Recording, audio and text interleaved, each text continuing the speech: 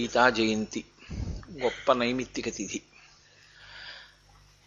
ఒక గ్రంథానికి పుట్టినరోజు చేయడం అనేటటువంటిది బహుశా సనాతన ధర్మంలో ఒక్క భగవద్గీతకి సంబంధించినంత వరకు మాత్రమే ఉంది. ఇతర గ్రంథముల యొక్క ఆవిర్భావ దినంగా ఒక జన్మదినోత్సవంగా చేయడం అనేటటువంటిది సాధారణంగా ఇంత విశేషంగా కనపడదు. ఒక్క భగవద్గీత విషయంలో మాత్రం చాలా గొప్ప పూజ్య భావనని ఆవిష్కరిస్తూ అందరూ ఆ భగవద్గీత పట్ల తమకున్నటువంటి భక్తిని ఇవాళ ఆవిష్కరిస్తూ ఉంటారు. మీరు చూడండి, సనాతన ధర్మంలో చిట్ట చివరి ప్రయోజనం ఒకటే. ఎందులోంచి విడిపోయి వచ్చాము అన్న భ్రాంతిలో ఉన్నామో దానిలో కలిసిపోవడమే చిట్ట చివరి యొక్క ప్రయోజనం. అందుకే అవ్యక్తము అని ఒక మాట. అవ్యక్తము అంటే మీరు వెనక్కి వెడుతూ వస్తే, ఎందులోంచి వచ్చాము అన్న పరిశీలన చేసుకుంటూ వెడితే అన్నీ దేంట్లోంచి వచ్చాయో అందులోకి చేరిపోవడానికి కావలసినటువంటి మార్గాన్ని సుగమం చేసుకుని దాన్ని చేరడానికి కావలసిన రీతిలో అనుష్ఠాన పర్యంతంలోకి ఉపాసనని తెచ్చుకోగలిగినటువంటి ప్రక్రియ సనాతన ధర్మమునందు సర్వభూమికలలో ఉన్న వారికి అనుగ్రహింపబడుతుంది. ఏదో ఒక స్థాయిలో ఉన్న వాళ్ళకి మాత్రమే మేము అందించగలం తప్ప ఆ స్థాయి కన్నా కింద ఉన్న వాళ్ళకి కానీ ఆ స్థాయి పైనున్న వాళ్ళకి కానీ ఇది పనికిరాదు అన్న మాట ఉండదు. అందుకే వాసుదేవ సర్వమితి అని నమ్మినటువంటి వాడు, అనుభవంలోకి వచ్చినటువంటి జ్ఞాని ఈశ్వరుడి కాళ్ళు పట్టుకుంటాడు భక్తితో. అందరికన్నా అట్టడుగున పడిపోయి ఉన్నటువంటి వాడు కనీసం నామంతో ఈశ్వరుణ్ణి పట్టుకుని ఎక్కడం మొదలు పెడతాడు. అన్ని భూమికలలో ఉన్న వాళ్ళని ఉద్ధరించడానికి సనాతన ధర్మం ఉంటుంది తప్ప ఏదో ఈ స్థాయిలో ఉన్న వాళ్ళకి మాత్రమే ఇది పనికి వస్తుందని చెప్పడమో, లేకపోతే నేనిది అంటాను ఇది ఇలా ఎందుకు అని నువ్వు అడగడానికి వీల్లేదు, నేను చెప్పింది నువ్వు పాటించంతే అని శాసనపూర్వకంగా మాట్లాడడం ఉండదు సనాతన ధర్మంలో. అసలు సనాతన ధర్మం యొక్క వైభవం అంతా ఎక్కడ ఉంటుందంటే గురు శిష్యుల ఇద్దరి యొక్క సమన్వయంలో ఉంటుంది. ఆ గురువుగారి పాదాలు పట్టుకుని గురువుగారి దగ్గర కొత్త విషయాలు తెలుసుకుని అనుష్ఠాన పర్యంతంలోకి తెచ్చుకోవడానికి గురు శిష్యుల యొక్క సమాగమం వచ్చింది తప్ప అసలు గురువుగారు బోధ అన్నది ఏమీ చెయ్యలేదనుకోండి. శిష్యుడు గురువుగారి దగ్గర నుంచి తెలుసుకుని తన జీవితంలో కొత్తగా ఒక అనుష్ఠానాన్ని చేసి దాని వలన జ్ఞానాన్ని పొందకపోతే అసలు ఆ గురు శిష్య సంబంధం అర్థం లేని సంబంధమై కూర్చుంటుంది. అది మహాత్ములైన వాళ్ళు దృష్టిపాతం చేత చెయ్యవచ్చు, లేదా మౌనము చేత చెయ్యవచ్చు. భగవాన్ రమణుల వంటి వారు మౌనాన్ని ఆశ్రయించి శిష్యుల్ని ఉద్ధరించినటువంటి స్థితి ఉంది. నోరు విప్పి మాట్లాడి తన మాటల చేత అవతల వారిలో ఉండేటటువంటి అజ్ఞానాన్ని దహించినటువంటి గురువులు చాలామంది ఉంటారు. గురు శిష్య సంబంధం యొక్క పరమ ప్రయోజనం ఈశ్వరుడి వైపుకి తిప్పగలగడమే. ఇటువంటి సనాతన ధర్మంలో యుద్ధభూమి యందు ఆవిష్కరింపబడినటువంటి తత్వ ప్రతిపాదకములు, యుద్ధభూమినందు ఆవిష్కరింపబడినటువంటి చాలా అమృతభాండతుల్యమైనటువంటి గ్రంథరాజములు రెండున్నాయి. ఒకటి రామరావణ సంగ్రామంలో శ్రీరామచంద్రమూర్తికి అగస్త్య మహర్షి ఉపదేశం చేసినటువంటి ఆదిత్య హృదయం. అది యుద్ధభూమిలోనే వచ్చింది. బల అతిబల అనేటటువంటి విద్యల్ని విశ్వామిత్ర మహర్షి చేత ఉపదేశం పొందినటువంటి రామచంద్రమూర్తి రావణాసురుడితో యుద్ధం చేసేటప్పుడు బడలిపోయారు. అంతటి రాముడు కూడా అసలు ఈ రావణ సంహారం ఎలా చెయ్యగలను అని ఒక రకమైన నిర్లిప్తతకి వశుడైనటువంటి స్థితి ఏర్పడింది. అటువంటి సమయంలో ఆయన పిలిచారా పిలవలేదా, అడిగారా అడగలేదా అని చూడకుండా తనంత తాను వచ్చారు అగస్త్య మహర్షి. రాముడు పిలవలేదు, పిలవకుండా వచ్చారు. దీన్ని గురుకటాక్షము అంటారు. గురుకటాక్షము అంటే గురువుగారిని సేవించగా లేదా మీరు ధర్మాన్ని పట్టుకుని అనుష్ఠించగా గురువుగారి యొక్క అనుగ్రహం కలుగుతుంది. ఈశ్వరుడే గురువుగా వస్తాడు ఒక్కొక్కనాడు. ఆ గురువు మంచి పక్వమైన సమయంలో అనుగ్రహిస్తాడు. ఎందుచేతంటే ఆ పక్వానికి రాకుండా చెప్పకూడని విషయాన్ని చెప్పకూడదు. పక్వానికి వచ్చినప్పుడు చెప్పవలసిన విషయాన్ని చెప్పాలి. చెప్పే గురువుకి ప్రధానంగా ఒక లక్షణం ఉండాలి. తాను చెప్తున్నదేదో అది పరమ సత్యమన్న పూనిక ముందు గురువు గారికి ఉండాలి. ఏదో పుస్తకంలో 4 వాక్యాలు చదివి అందులో ఉన్న విషయాలు నేను ఇవాళ 4 మాటలు చెప్తున్నాను అని చెప్పినది గురుత్వము కాదు. అది కేవలముగా ఒక ఉపన్యాసం అవచ్చేమో. గురుత్వం ఎప్పుడవుతుందంటే తనకి పరమ విశ్వాసం ఉండాలి. ఏది పెద్దల చేత చెప్పబడిందో, ఏది పూర్వాచార్యుల వలన గురువుల వలన చెప్పబడిందో, ఏది శాస్త్రముల చేత చెప్పబడిందో అది పరమ సత్యము. ఈ పూనిక గురువుకు ఉండాలి. అందుకే ఆదిత్య హృదయం దీన్ని నిరూపణం చేస్తుంది. రాముడు అడగకుండా అగస్త్యుడు వచ్చాడు. వచ్చినవాడు ఎంత ప్రేమతో పిలిచాడంటే రామ రామ మహాబాహో అంటాడు. రామ రామ 2 మాటలు పిలుస్తాడు. వత్స అంటాడు. గురువుగారు శిష్యుణ్ణి వాత్సల్యంతో ఆవు దూడని ప్రేమించినంతగా ప్రేమించి పిలుస్తారు. పిలిచి ఆదిత్య హృదయం చెప్పేసి ఉపదేశం చేసేసి ఈ ఆదిత్య హృదయం చదువుకో రావణుణ్ణి చంపేస్తావు అన్నారు. ఇప్పుడు రాముడు ఇన్ని అస్త్రాలు ప్రయోగించాను, రావణ సంహారం అవ్వలేదు. ఇన్నాళ్ళ నుంచి యుద్ధం అవుతోంది, రావణ సంహారం అవ్వలేదు. గురువుగారు చెప్పిన ఇది నేను చదివేస్తే రావణ సంహారం అయిపోతుందా అన్న స్థితిలో రాముడు ఉంటే అగస్త్యుడు రాడు. చెప్పకూడదు, చెప్పడు. నా దగ్గర ఏమున్నాయో వాటికన్నా గురుముఖత వచ్చినదేదో అది పనిచేసి తీరుతుంది. నమ్మాడు రామచంద్రమూర్తి. ఉపదేశించాడు అగస్త్య మహర్షి. ఉపదేశించిన అగస్త్య మహర్షి రావణ సంహారం అయ్యే వరకు లేరు. జగామచ యథాగతం ఆదిత్య హృదయాన్ని ఉపదేశం చేసేసిన వెంటనే ఆయన వెళ్ళిపోయారు. ఎందుకు వెళ్ళిపోయారు అంటే మిగిలిన వాళ్ళు రావణ సంహారం చూడ్డానికి నించున్నారు. అగస్త్య మహర్షికి ఎంత నమ్మకం అంటే నేను ఆదిత్య హృదయం ఇచ్చేసిన తర్వాత ఇంకా చంపకపోవడం ఏమిటి, చచ్చిపోతాడు రావణాసురుడు. ఆయన వెళ్ళిపోయారు. అంటే అంత విశ్వాసం గురువుకి. అంత విశ్వాసమున్న గురువు శిష్యుడికి ఏది చెప్పాడో అది విస్ఫోటనము. అది శిష్యుని యందు అలా పనికొస్తుంది.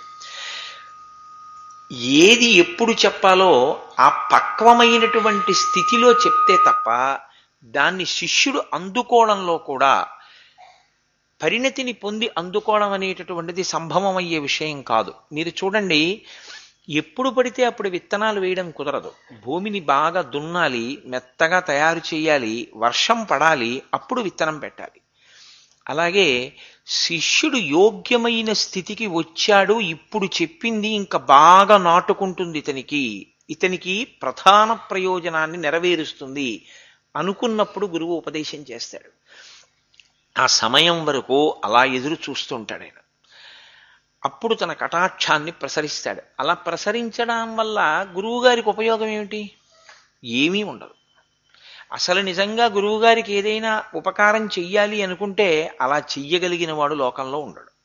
ఎందుకంటే గురువుగారికి ఏం ఉపకారం చేస్తారు? లోకంలో తల్లికి తండ్రికే ఉపకారం చేయలేరు మీరు. శరీరం ఇచ్చిన వాళ్ళు ఈ జన్మలో తల్లిదండ్రులు ఈ శరీరం ఇచ్చారేమో కానీ వచ్చే జన్మలో మళ్ళీ ఇంకో తల్లిదండ్రులు శరీరం ఇస్తారు. అసలు శరీరమే మళ్ళీ పుచ్చుకోవలసిన అవసరం లేని స్థితిలో జ్ఞానం ఇవ్వగలిగినటువంటి గురువుకి ఏం ఉపకారం చేస్తారు మీరు?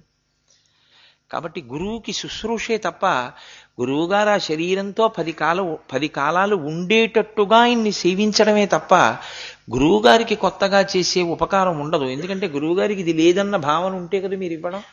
అందుకే గురువుకి లోకంలో ప్రత్యుపకారము లేదు. కాబట్టి ఆదిత్య హృదయం యుద్ధ భూమిలో వచ్చింది. అలాగే కురుక్షేత్ర యుద్ధంలో వచ్చింది భగవద్గీత. భగవద్గీత 18 అధ్యాయములుగా చెప్పబడింది. ఎటువంటి సమయంలో ఎటువంటి ప్రదేశంలో శిష్యుడు మంచి యోగ స్థితిలో ఉండగా ఎటువంటి పక్వమైన కాలంలో ఉపదేశం చేస్తే శిష్యుణ్ణి బాగా పట్టుకుంటుందో అప్పుడు ఉపదేశం చేశారు కృష్ణ భగవానుడు. నిజంగా కూడా అటువంటి ఉపదేశం చేయవలసింది యుద్ధకాలంలోనే చెయ్యాలి. యుద్ధకాలం అంటే నా ఉద్దేశ్యం దెబ్బలాడుకుంటూ ఉండడము అని కాదు. యుద్ధకాలము అంటే కార్యాచరణయందు ఉద్యుక్తుడై కర్తవ్యమేది బాధ్యతేది, కర్తవ్యమునకు బాధ్యతకు తేడా ఏది, ధర్మమేది, చెయ్యవలసినదేది, చెయ్యకూడనిదేది. శిష్యుడు అయోమయావస్థకి గురి అయి గురువుగారి పాదములు పట్టుకోవడం వినా మార్గం లేని స్థితికి చేరినప్పుడు గురువు మాట్లాడితే బాగా పట్టుకుంటాడు శిష్యుడు. ఆకలేసిన వాడికి పెట్టిన అన్నానికి, కడుపు నిండిన వాడికి పెట్టిన అన్నానికి బాగా శ్రద్ధాళువై వింటుండగా దాని అవసరం కలిగినప్పుడు చెప్పిన దానికి, బయట వర్షం పడుతోందని పందిట్లోకి వచ్చి వినడం కోసం చేరిన వాళ్ళకి చెప్పడానికి తేడా లేదు, చాలా తేడా ఉంటుంది. కాబట్టి శిష్యుడు ఆ స్థితిని పొందితే తప్ప గురువు ఉపదేశం చెయ్యరు. కురుక్షేత్ర సంగ్రామంలో ఆ స్థితిని అర్జునుడు పొందాడు. శిష్యుడు ఆ స్థితిని పొందితే గురువుగారు అప్పుడు ఉపదేశం చేస్తారు. అర్జునుడికి ఆ ఉపదేశం పొందడానికి కావలసినటువంటి స్థితి కురుక్షేత్ర సంగ్రామంలో వచ్చింది. ఎందుకని అంటే అప్పటి వరకు అర్జునుడు అస్త్రాల మీద అస్త్రాలు తెలుసుకుంటూనే ఉన్నాడు. ఇంత అస్త్ర సంపద సంపాదించాడో, ఇదంతా దేని కొరకు? కురుక్షేత్రంలో శత్రు సంహారం చెయ్యాలి, నేను అన్నయ్యకి రాజ్యం తెచ్చి పెట్టాలి, నా ధర్మాన్ని నేను నిర్వర్తించాలి. ఇప్పుడు ఆయన కర్తవ్యం ఆయన చేసుకుంటూ విడుతుండగా నువ్వెప్పుడూ కర్తవ్యం విషయంలో ఇలాగే ఉండాలని బోధించవలసిన అవసరం కృష్ణ భగవానుడికి లేదు. ఎప్పుడు తన కర్తవ్యాన్ని తాను మరిచిపోయాడో, ఎప్పుడు కర్తవ్యం విషయంలో అయోమయావస్థకి గురయ్యాడో అప్పుడు ఈశ్వరుడు జోక్యం చేసుకోవాలి. అర్జునుడు కేవలం సమస్త జీవకోటికి ప్రతినిధి. భగవద్గీత విషయంలో వచ్చిన గొప్పతనం ఏమిటంటే, సాధారణంగా ఉపదేశము అన్నది జరిగినప్పుడు గురు శిష్య స్థాయిలో ఇద్దరి మధ్య ఉంటుంది. అది అందరికీ ప్రయోజనమయ్యేటటువంటి స్థితి ఉంటుంది అని చెప్పడం కష్టం. ఒక గురువు ఒక శిష్యుడు ఉపనిషత్తుల్లా మాట్లాడుకుంటే దాని తత్వం వేరు. కానీ ఒక ఉపదేశం చేసినటువంటి స్థాయిలో అది శిష్యుణ్ణి అనుగ్రహిస్తుంది. కానీ అది లోకమునకంతటికీ ప్రయోజనకారి కావాలని లేదు. ఆదిత్య హృదయం అలా లోకానికి ప్రయోజనమైంది. మళ్ళీ భగవద్గీత అలా పనికొచ్చింది. ఎందుకు పనికొచ్చింది అంటే, అర్జునుడు ఏ స్థితిలో ఉన్నాడో సాధారణంగా జీవకోటి అంతా ఆ స్థితిలోనే ఉంటుంది. నేను సాధారణంగా అన్న మాట ఎందుకు వాడానంటే, కోటాను కోట్ల మందిలో ఎవరో ఎక్కడో ఒక్కడే నేను పుట్టుక చేత యోగిని అన్న స్థితికి చేరినవాడు ఉంటాడు. అసలు అలా చేరకుండా నేను పుట్టుకతో యోగిని అనుకున్న వాడి గురించి నేను మాట్లాడటలేదు. నిజంగా స్థితిని పొందిన కారణ జన్మలు ఉంటారు. అటువంటి వారి విషయంలో వారికి ప్రత్యేకంగా బోధ, ఆ స్థితిని పొందడం అలా ఉండదు. వాళ్ళు గత జన్మలలోనే గురువుని సేవించి ఉంటారు తప్ప వాళ్ళకి కూడా గురువు అవసరం లేదు అని చెప్పకూడదు. వారు కూడా గురువు అవసరం లేదని చెప్పరు కూడా. మీరు చూడండి, భగవాన్ రమణుల జీవితంలో ఆయనకి గురువు గారు లేరు. ఆయన ఎప్పుడు గురువుని సేవించిన దాఖలాలు లేవు. బ్రహ్మజ్ఞాని, బ్రహ్మవిద్ బ్రహ్మైవ భవతి, ఆయనే భగవన్ అయ్యారు.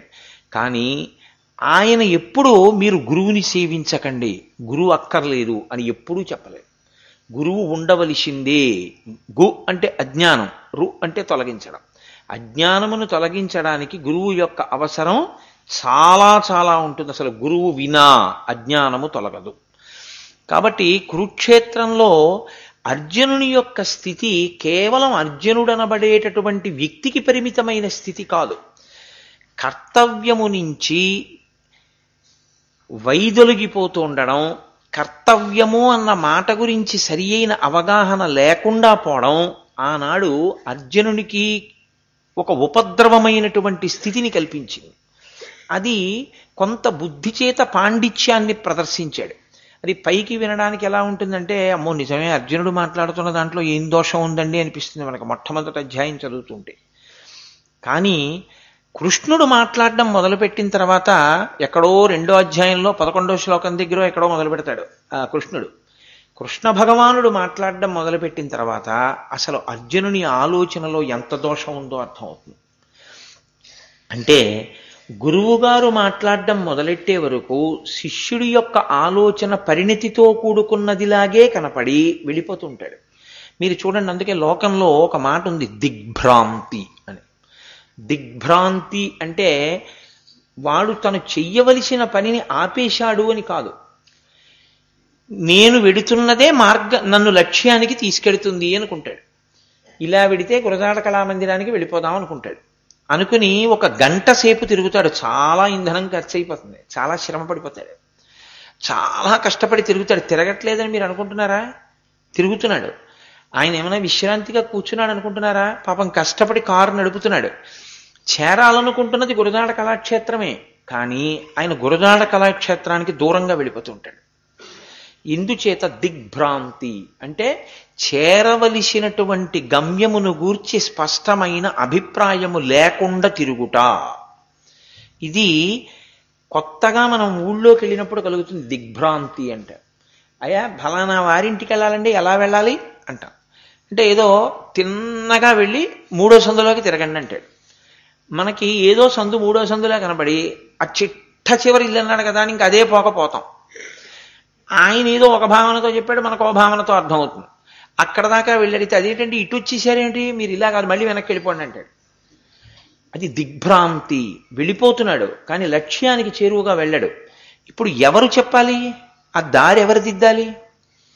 ఎవరికి లక్ష్యం తెలుసో, ఎవరు ఆ లక్ష్యానికి మళ్ళీ చేర్చగలడో, ఈయన తప్పుత్రోవలో వెడుతున్నాడని ఎవడు వెంటనే నిర్ణయించుకోగలడో, నిర్ణయించుకొని మళ్ళీ సాధ్యమైనంత సురక్షితంగా ఆయన వెళ్ళే మార్గం చెప్పాలి. అంతేకాని మీకేం పర్వాలేదు, ఎలాగో ఇంత దూరం వచ్చేసారు కాబట్టి మీరు ఇక్కడి నుంచి తిన్నగా ఇంకొక 4 అడుగులు వేసేయండి, నాకు తెలియదు ఎప్పుడో 300 సంవత్సరాల క్రితం మూసేసిన పాతాళ సొరంగం ఒకటి ఉంది అంటారు, అందులో దూరండి వెళతారు, తొందరగానే వెడతారంటారు, మరి అందులోంచి 10 నిమిషాల్లో వెడతారంటారు. ఇప్పుడు ఆ సొరంగం ఎలా ఉందో నాకు తెలియదు, మీరు ప్రయాణం చేయండి అంటే ఉపయోగమే ఉంది? క్షేమంగా వెళ్ళే మార్గం చెప్పాలి. అలా చెప్పగలిగినటువంటి సమర్థుడు గురువు. దిగ్భ్రాంతి కలిగినటువంటి వాడు శిష్యుడు. శిష్యుడు ఏమీ చేయకుండా ఉన్నాడని మీరు అనుకోకూడదు, చేస్తూ ఉంటాడు. కానీ ఆ చేసేది అసలు లక్ష్యాన్ని చేరడానికి చేస్తున్నది అని అనుకోడు. బుద్ధి చేత ఏదో నిర్ణయం చేసుకుంటాడు, అది పాండిత్యం అనుకుంటాడు. అనుకుని నే చేస్తున్నదే సరైంది అనుకుంటాడు, అనుకుని చేసుకుపోతూ ఉంటాడు. గురువు దిద్దుబాటు చేపడతాడు. అందుకే ఔదార్యము. ఎందుకు చెప్పాలి మీకు దారి కనపడినాయనా? ఔదార్యము. అలాగే గురువు గారు ఎందుకు దిశానిర్దేశం చేస్తాడు? కేవలము ఔదార్యము. ఔదార్యము చేత దిశానిర్దేశం చేస్తారు. ఇప్పుడు అర్జునుడికి చేసినటువంటి గీతాబోధ ఏది ఉందో అది కేవలం అర్జునుడికి చేసింది కాదు. అందుకని గీతా జయంతిని జరుపుకుంటాం. అందుకని భగవద్గీత గురించి ప్రతి వాళ్ళం నమస్కారం చేసి గీతాధ్యయనం చేసేటటువంటి ప్రయత్నం చేస్తాం. ఎందుకంటే గీత నాకు అన్వయమవదు అని చెప్పగలిగిన వాడు ఉండడు. ఆధ్యాత్మిక జీవనంలో ముందుండేది అజ్ఞానం, పొందవలసింది జ్ఞానం. ఈ అజ్ఞానము తొలగాలి. ఇది తొలగిపోతే ఉండేది జ్ఞానమే. ఇప్పుడు చీకటి పోయి వెలుతురు రాదు, వెలుతురు వస్తే చీకటి పోతుంది. జ్ఞానం వస్తే అజ్ఞానము పోతుంది. కానీ ఆ జ్ఞానం అనేటటువంటి దీపాన్ని వెలిగించగలిగిన వాడు గురువు ఒక్కడే. కాబట్టి ఇప్పుడు కృష్ణుడు అర్జునుడికి ఏది బోధ చేశాడో అది కేవలము అర్జునుడికి చేసిన బోధ కాదు. అర్జునుడు ఏ స్థాయిలో ఉన్నాడో ఆ స్థాయిలోనే సమస్త ప్రాణికోటి, ప్రత్యేకించి బోధ అవసరం ఉన్నటువంటి మనుష్యులందరూ అక్కడే ఉంటారు. కారణం ఏమిటంటే మీరు ఒక్కటే, నేను దాని గురించి పెద్ద ప్రస్తావన చేయక్కర్లేదు, మీరు పట్టుకోగలరు. మనుష్యునికి పుట్టుకతో అజ్ఞానాన్ని బోధ చేయక్కర్లేదు, అది ఉంటుంది. మనుష్యునికి పుట్టుకతో స్వార్థాన్ని బోధ చేయక్కర్లేదు, అది ఉంటుంది. నువ్వు కొత్తగా పట్టుకో అని అక్షరాభ్యాసం చేసి బలపం పట్టించినట్టు కామక్రోధ లోభ మదమోహమాత్సర్యములను పట్టించక్కర్లేదు, ఆవాహన చేయక్కర్లేదు, అవి వచ్చేసి పట్టుకుంటాయి. గురువుగారు ఎందుకున్నాడంటే ఇదిగో ఇవి వదల్చడానికి గురువుగారు ఉంటాడు.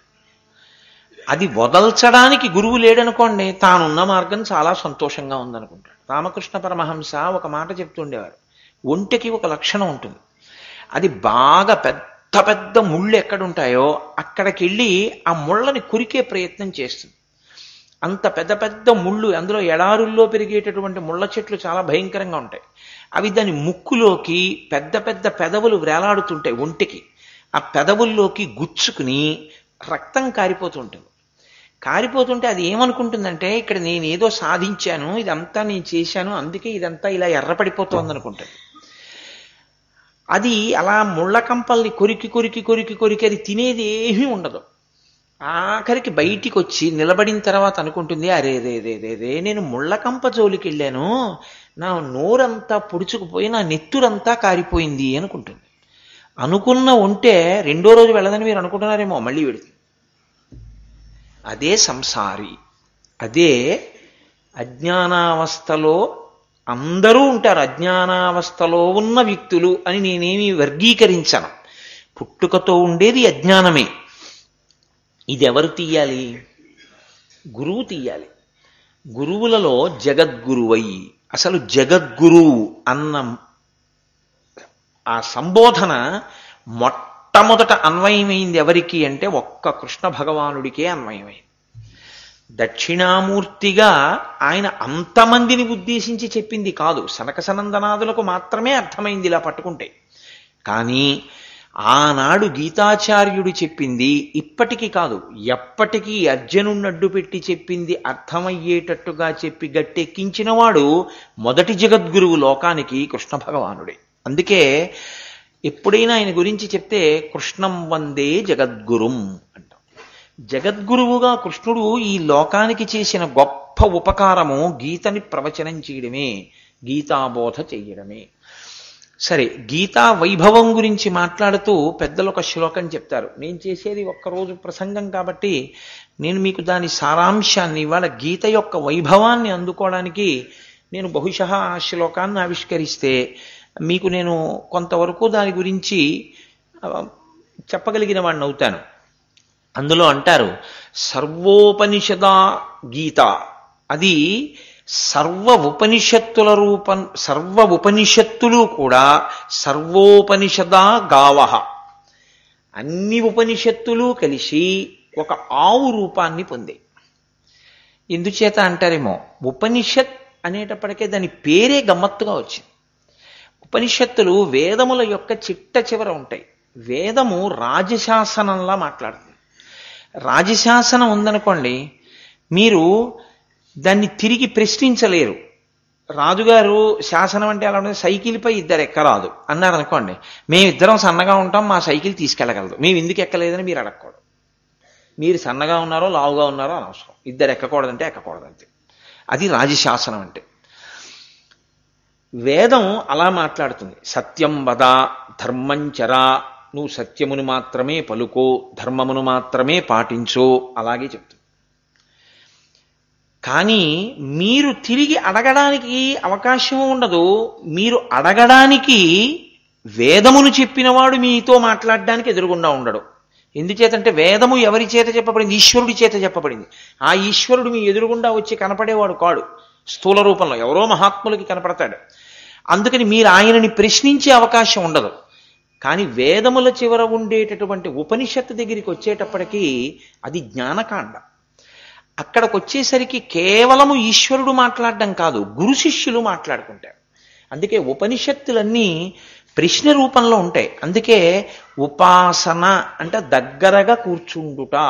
ఈశ్వరుడికి దగ్గరగా కూర్చుని చేసేది ఏది ఉందో, దగ్గరగా కూర్చోవడం అంటే నా ఉద్దేశం పూజామందిరానికి దగ్గరగా అని కాదు, మనస్సు ఆయనకి దగ్గరగా జరుగుట, చేసే ఉపచారములు త్రికరణ శుద్ధితో చేయుట, అది ఉపాసన.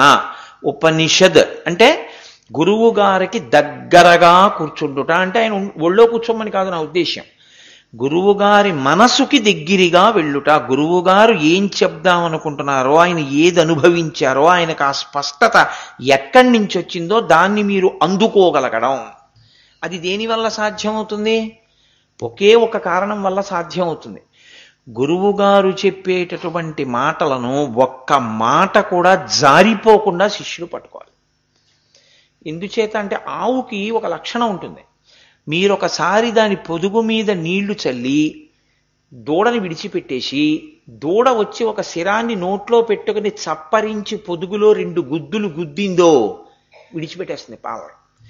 ఇప్పుడు మీరు దూడని లాగేసి మోకాళ్ళ మధ్యలో కుండ పెట్టుకుని ఆ శిరములు పట్టుకు లాగుతుంటే అది వెనక్కి తీయదు, పాలని వదిలిపెట్టేస్తుంది.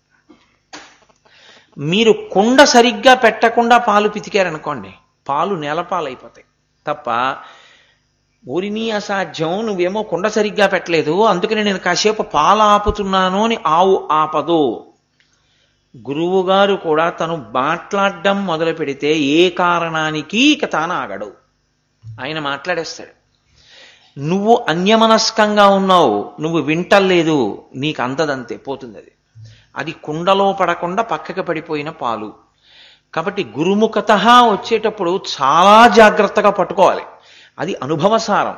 కొన్ని వేల గ్రంథములు చదవడం ఎటువంటిదో గురువుగారు మాట్లాడుతుంటే వినడం అటువంటిది. అది గురువుగారు మాట్లాడడానికి అసలు సహజంగా ఇష్టపడడం. సహజంగా ఆయనకు ఆ కోరిక ఉండదు. ఎందుకుండదంటే ఆయనకి మౌనంలో తనలో తాను రమించడాన్ని ఇష్టపడతాడు, తనలో తాను సంతోషించడాన్ని ఇష్టపడతాడు. కానీ ఎందుకు మాట్లాడతాడంటే తన కర్తవ్యంగా మాట్లాడతాడు. దిగ్భ్రాంతిని తొలగించాలి. అయ్యో నేను చెప్పకపోతే ఎలా, నేను అందుకున్నది ఏదో అది వాళ్ళకి అందిద్దాం అని గురువు మాట్లాడతాడు. కాబట్టి సర్వోపనిషదోగావహ, ఉపనిషత్తులన్నీ ఆవు రూపాన్ని పొందాయి అని మీరు భావన చెయ్యండి కాసేపు. ఆవు రూపమే పొందాయి అని ఎందుకంటారో తెలుసా అండి? సృష్టిలో చతుర్ముఖ బ్రహ్మగారి చేత సృజింపబడని ప్రాణి ఆవు.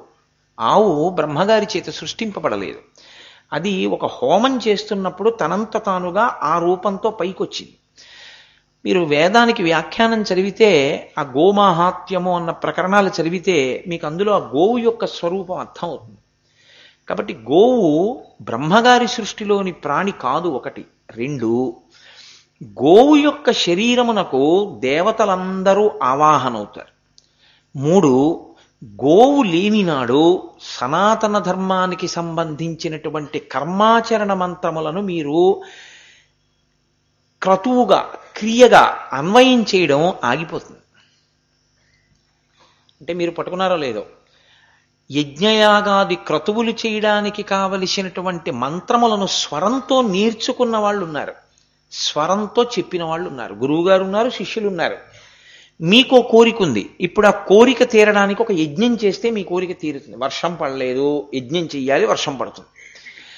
ఇప్పుడు ఆ యజ్ఞం చెయ్యాలి. ఆ యజ్ఞం చేయించగలిగిన సమర్థత కలిగినటువంటి బ్రాహ్మణుడు ఉన్నాడు, ఆయన స్వరంతో మంత్రం నేర్చుకున్నాడు. కానీ ఆయన ఉన్నా యజ్ఞం చెయ్యలేడు. ఎందుకు చెయ్యలేడో తెలుసా అండి? ఒక్కటే కారణం.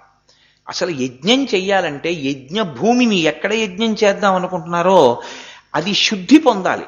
ఎందుకంటే జంతువులు తిరుగుంటాయి, మనుష్యులు తిరుగుంటారు. అది శుద్ధి పొందాలి అంటే గోమయంతో అలకాలి. గోమయంతో అలకడం వినా మార్గం లేదు. గోకర్ణం వెడితే భోజనం పెట్టాలి అంటే ఒక పంక్తి అయ్యాక ఇంకో పంక్తికి వెయ్యాలి అంటే ఆ ప్రాంగణాన్ని అంతటినీ గోమయంతో అలుకుతారు. లేకపోతే తడి ఎక్కడుందో అక్కడ అంటు ఉండిపోతుంది, ఉచ్ఛిష్టం ఉండిపోతుంది. ఒకరి ఉచ్ఛిష్టంలో వేరొకరికి భోజనం పెట్టినటువంటి పాపం ఖాతాలో పడుతుంది. ఇప్పుడు తడారిపోయే వరకు అట్టే పెడితే ఆకలితో ఉన్నవాడిని నించో పెట్టిన పాపం ఖాతాలో పడుతుంది. ఈ రెండింటినీ పోగొట్టుకోవడానికి ఏం చేస్తారంటే ఒక పంక్తి వేసి వాళ్ళు లేచిపోతే వెంటనే ఆవు పేడ కలిపినటువంటి నీటితో ఓసారి తుడిచేస్తారు. తుడిచేస్తే స్థలశుద్ధి అవుతుంది. అప్పుడు మళ్ళీ విస్తళ్ళేస్తారు. అందుకే పూర్వం అసలు ఆ గోమయానికి సూక్ష్మక్రిమిని చంపగలిగినటువంటి లక్షణం సమస్త ప్రాణికోటిలో తన మలం సువాసనతో ఉండేటటువంటి ప్రాణి గోవు ఒక్కటే. సువాసనాభరితమైన మలంతో ఉంటుంది గోవు. దాని శరీరంలో సమస్తమైన దేవతలు ఆవాహన అయి ఉంటారు. కాదు, అది కూడా దోషమే. నేను ఆ మాట అంటే, పరదేవత ఒక నిర్ణయం చేసింది అమ్మవారు. ఆవిడ ఏమని నిర్ణయం చేసిందంటే, లోకంలో నేను అమ్మనయ్యుండి నేను అమ్మా అని పిలిపించుకుని, ఎందుకంటే ఆవిడకున్న ఉన్న పేరు ఒక్కటే అమ్మే. మీరు ఒక్కటే ఆలోచించవలసి ఉంటుంది. అమ్మకి అవమానము చెయ్యాలి అని ఎవ్వడూ సంకల్పం చేయకూడదు. కానీ అమ్మని అవమానించడం అంటే ఏమిటో తెలుసా అండి? పేరు పెట్టి పిలవడమే. బహుశా అందుకే సన్ ఆఫ్ అంటే నాన్నగారి పేరు రాయడమే కానీ మదర్ పేరు రాయరి. అమ్మని పేరు పెట్టి పిలిస్తే అమ్మ చాలా బాధపడుతుంది. ఆవిడ ఎంత గొప్ప ఆవిడనివ్వండి, కొడుకు ఆవిడ్ని పిలిచేది అమ్మ అని. అందుకే మనం పెద్ద పెద్ద అధికారులు ఉన్నారనుకోండి, వారితో మాట్లాడేటప్పుడు అమ్మగారండి అంటాం, అమ్మ అంటాం. అమ్మ అంత పవిత్రమైన పిలుపు. ఆ అమ్మతనం మొదట ఉన్నది జగదంబయందు. ఆవిడ మొదటి కుటుంబిని, పరమేశ్వరుడి ఇల్లాలు. ఆవిడ ఒక్కదానికి చిన్నబుచ్చుకుందిట. ప్రాణులను లయం చేయకపోతే కుదరదు, పడగొట్టాలి. పడగొట్టే ప్రక్రియలో నేను ఆడవాళ్ళని కూడా పడగొట్టాలి. ఆడదాన్ని పడగొట్టినప్పుడల్లా కొంతమందికి అమ్మ అని పిలిచే అదృష్టం పోతుంటుంది. మా అమ్మగారి శరీరం పడిపోయిన నాడు ఇక ఈ జన్మకి నాకు అమ్మ అని పిలవడానికి వ్యక్తి లేకుండా వెళ్ళిపోయింది కదా. నేను ఎలా ఈ లోటు తీర్చడం? వీడు ఏ పుట్టినరోజో వస్తుంది, వీడికి అమ్మ చేత్తో తిన్నటువంటి పాయసం జ్ఞాపకానికి వస్తుంది, వీడు అమ్మకి నమస్కారం చేయడం, అమ్మ కాళ్ళకి దండం పెట్టడం వీడికి గుర్తొస్తుంది, వీడు ఏడుస్తాడు అమ్మ లేదని. మరి నేను ఎలా అమ్మని తీసుకురావడం అని ఆవిడ అమ్మ అన్న మాటని 3గా విభాగం చేసింది. చేసి ఒకటి భూమాత, ఆవిడ భూమాతగా భూమిగా లోకంలో నిలబడింది. అందుకే ఆవిడకి పెట్టడం భరించడం ఈ 2 వచ్చు. 2 గోమాత, ఆవిడ గోవుగా ఉండి పిల్లాడి కోసం అమ్మ ఉపవాసాలు చేసినట్టు, పిల్లవాడి కోసం గుడికెళ్ళినట్టు మన కోర్కెలు తీరడానికి కావలసిన సంభారములన్నీ ఆవు రూపంలో ఇస్తుంది. 3 పరదేవత, ఆ తల్లి జగదంబగా ఉంటుంది. అందుకే అమ్మ లేదన్న మాట నువ్వు అనడానికి వీల్లేదు అంది అమ్మవారు. నీ పుట్టినరోజు నాడు నువ్వు అమ్మకి నమస్కారం చెయ్యాలనుకుంటే మా అమ్మగారు లేరనద్దు. నువ్వు గోశాలకెళ్ళి ఒక ఆవుకి 2 అరటి పళ్ళు పెట్టి గోవుకి నమస్కరించది మీ అమ్మకి అందుతుంది. అందుకే పీఠాలలో 3 పూజలు చేస్తారు. గజపూజ, అశ్వపూజ, గోపూజ. ఇందులో గజపూజ, అశ్వపూజ పశుపూజయే. గోపూజ పరదేవతా పూజ. గోపూజ పశుపూజ కాదు. గోపూజ సాక్షాత్ పరదేవతార్చన. నేను ఎప్పుడు తరచుగా ఓ మాట చెప్తుంటాను. మహానుభావుడు శృంగగిరి పీఠాధిపతులు చంద్రశేఖర భారతీ స్వామి వారు ఒకానొకప్పుడు శృంగేరిలో శారదామాతని అర్చించడానికి వెళుతున్నారు. ఆ గురునివాస్ నుంచి తుంగా నదిని దాటి శిష్యులు పూజాద్రవ్యాలన్నీ పట్టుకుని వస్తున్నారు. వస్తుంటే తీరా ఆయన గుళ్ళో కెడదామనుకుని వచ్చేటప్పటికి ఇంకొక 4 అడుగుల్లో గుళ్ళో కెడతాననగా ఒక పెద్ద ఆవు ఎక్కడి నుంచో వచ్చి రాజద్వారానికి అడ్డంగా పడుకుంది. శిష్యులు గబగబా పరిగెత్తుకుంటూ వెళ్ళి ఆవుని లేపబోతున్నారు. ఆయన అన్నారు, వద్దు, నేను లోపల వరకు రావక్కర్లేదని పరదేవత బయటికి వచ్చింది, పీట అలా వేయండని ఆ ఆవు దగ్గర కూర్చుని గోమాతకి పూజ చేసేసి తత్శేషం ప్రసాదంగా తీసుకుని ఆయన గురునివాస్కి వెళ్ళిపోయారు. ఆయన శారద గుళ్ళోకి వెళ్ళలేదు. ఆవు వేరు, పరదేవత వేరు కాదు. ఆవే పరదేవత. నేను చెప్పట్లేదు ఈ మాట, వేదం చెప్తోంది, అమ్మవారు చెప్పింది. గోమాత గుహజన్మభూహో, నేనే గోమాతగా లోకంలో తిరుగుతూ ఉంటాను అని. అందుకే పంచగవ్యములు ఆవు దగ్గర నుంచే వస్తాయి. ఆవు దగ్గర నుంచి వచ్చినటువంటి ఆ పంచగవ్యములు లేకపోతే పాలు, పెరుగు, ఆవు యొక్క పేడ, గోమూత్రం ఇలాంటివి బ్రాహ్మణుడు మంత్రం నేర్చుకున్నా మీకు క్రతువేం చేయిస్తాడు? అసలు స్థలశుద్ధికి ఆవు పేడే లేదు, ఏమిటి చేయిస్తారు మీకు? మీకు చేయించడానికి ఏమి ఉండదు. ఏది చేయించాలన్నా ముందు ఆవు ఉండాలి. ఆవు ఉంటే బ్రాహ్మణుడు చేయిస్తాడు. అందుకే బ్రాహ్మణుడు బాగుండాలని చెప్పదు సమాజం. గోబ్రాహ్మణేభ్య శుభమస్తు నిత్యం లోకా సమస్తా సుఖినో భవంతు. ముందు గోవు ఉండాలి. ఆవు ఉంటే ఆవు దగ్గర పంచగవ్యాలు దొరికితే అప్పుడు బ్రాహ్మణుడు ఏదైనా క్రతువు చేయిస్తాడు నీకు. చేయిస్తే అప్పుడు నీకు ఏదైనా తీరని కోరిక ఉంటే ధార్మికమైన కోరిక నీకు తీరుతుంది. కాబట్టి గోవు లేనిదే అసలు సనాతన ధర్మమే లేదు. నేను యథార్థమే మాట్లాడుతున్నాను. అంటే గోవు లేకుండా పోయిందనుకోండి, ఇక సనాతన ధర్మం అన్న మాట లేనే లేదు. గోవు అంత గొప్పది. అందుకని గోవుని రక్షించండి, గోవుని రక్షించండి అనడానికి కారణం అది. ఇప్పుడు సర్వోపనిషదో గావః, ఉపనిషత్తులన్నిటినీ కలిపి చాలా ఉపనిషత్తులు ఉన్నాయి. ఇందులో ప్రధానమైన వాటిని దశోపనిషత్తులుగా స్వీకరించారు. శంకర భగవత్పాదులు భాష్యం ఇచ్చారు వాటికి. ఇప్పుడు ఈ ఉపనిషత్తులన్నీ కూడా ఏం చేస్తుంటాయి అంటే, షద్ అంటే జీర్ణమైపోవడం, నా కానిది, ఉప అంటే దగ్గరికి తీసుకెడతాయి. లోకంలో అన్నీ జీర్ణమైపోతాయి. జీర్ణమైపోవడం అంటే నశించిపోవడం. జీర్ణము కానిది ఒక్కటే ఒక్కటి ఉంది, ఈశ్వరుడు ఒక్కడే. ఆయన అచ్యుతుడు. ఆయన ఒకనాడు ఉండి ఒకనాడు పోయేవాడు కాడు.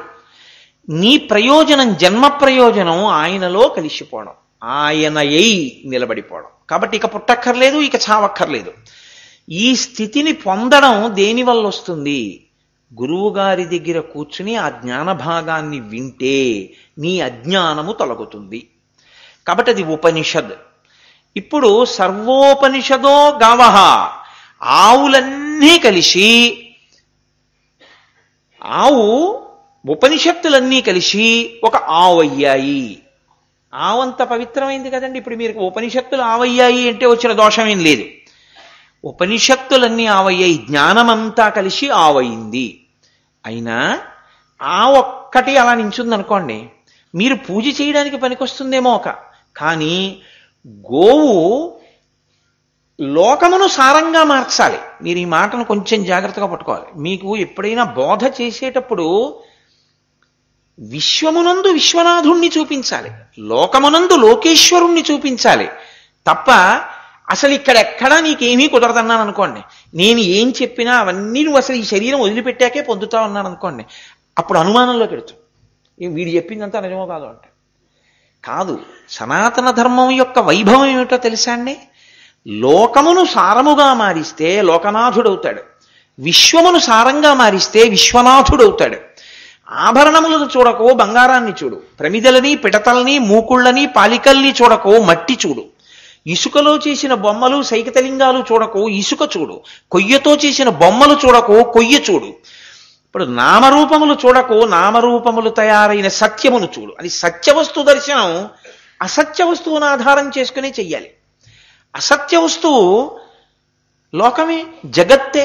జగత్తును ఆధారం చేసుకుని జగన్నాథ దర్శనం చేయించాలి గురువు. అంతేకాని అసలు జగత్తును పక్కన పెట్టేసి మాట్లాడతాను నేను అంటే అది శిష్యుడికి అందే విషయం కాదు. కాబట్టి గోవు సారమును అందించాలి. గోవు ఏం చేస్తుంది? ఇందులోదే తిని మీకు సారం ఇస్తుంది. ఏది తింటుంది అంటే నిజానికి బ్రహ్మమును చేరుకోవడం అన్న స్థితికి వచ్చేశాక ఇదంతా నిస్సారమే.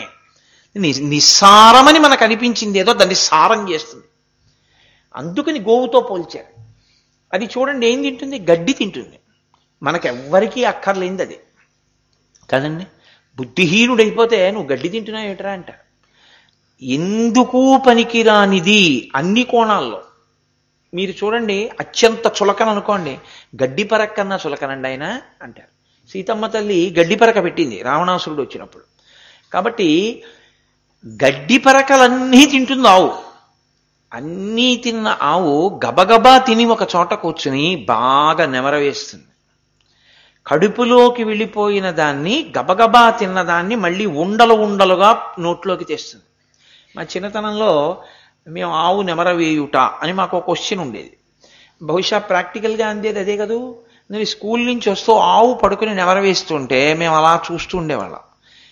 గురువుగారు చెప్పారు కదా చూద్దామని. నిజం కూడా మీరు ఇప్పటికీ చూడొచ్చు.